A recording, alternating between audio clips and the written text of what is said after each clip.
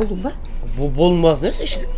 Ештеңе заказ берген жоқпыз ғой. Үйге барып күштілеп тамақ істеп біз жерге қымбат не бар? Мен үйден ішпей осы жерге келіп ішеміз деген жоқсыз. Енді әңгіме бар. Нұрс, айналайын бауырым. Үйді ремонттап отыр. Келіп кішкене көмектесіп кетші. Қойшы, ана қайныңызды айтыңызшы, қап қарауға, соған өзің жұмсасаңызшы. Енді оған қайтып айтамын, енді қайным емес па? Оны сіз айтпасаңыз, мен өзім айтамын, мен оған. Кеттік, министрлік қазір-ақ айтып беремін. Ей, абайлаш оған айтамын деп. Тоқта.